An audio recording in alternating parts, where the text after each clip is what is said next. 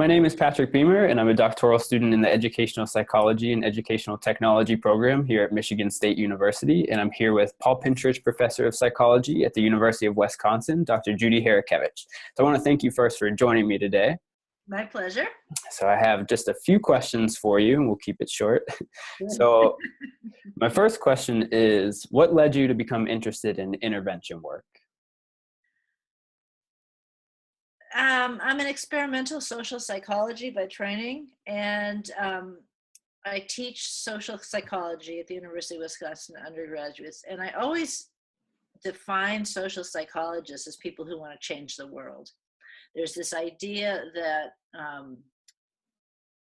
we work with things that we can change to improve the human condition broadly, and the work that I do in motivation is highly relevant to education, and that's been the application area that I've worked towards. And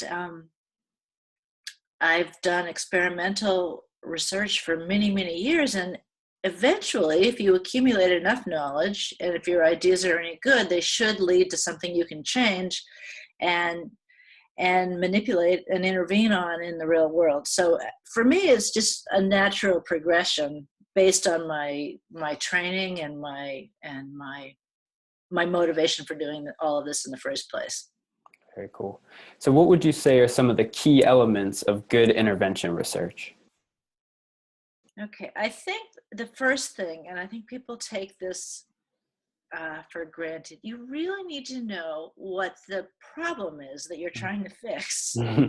And, some interventions are implemented with the idea of helping all students, and that's great. Right. And others are around achievement gaps and trying to help some subset of students. And you can't have your cake and eat it too. You're doing one or the other, because and both are worthy goals. Okay, so I'm just saying you need to know what you're targeting. And if you do something that helps all students, you're floating all boats and maintaining inequalities that were there in the first place. So you've either got to intervene, you've got to do an intervention that's going to help a particular set of students more than it helps others if your goal is to close gaps.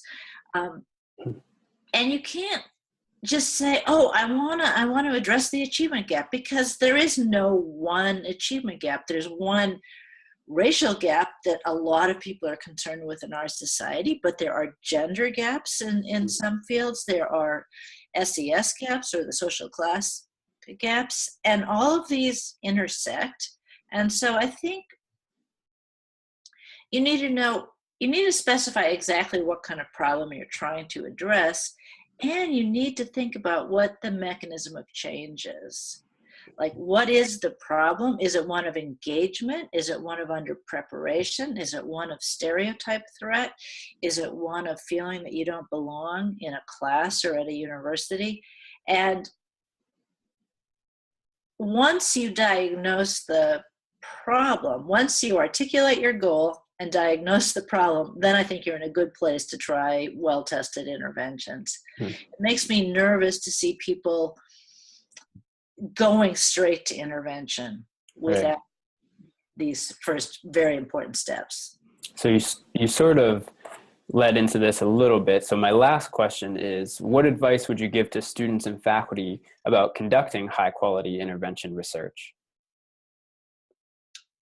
Prepare for it to be hard.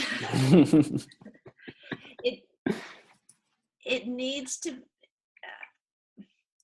we're gonna, IES is an important funding mechanism for intervention research, and they hold very high standards for randomized control trials, and that's the only kind of evidence that's going to really move policy forward, is when studies are done in a high quality way with random assignment to condition, adequate statistical power, double blind procedures. All of this stuff is really hard to implement at scale.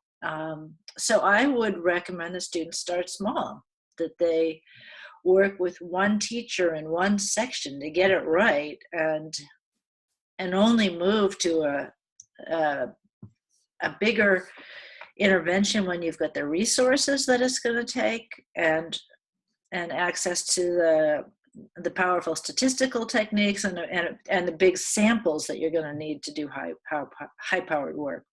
Right. Interesting. Well, that's all the questions I have. So I want to thank you for joining me today, and we will talk to you next time. Great. Well, thanks very much. Thank Good you. luck with all of this. Thank you.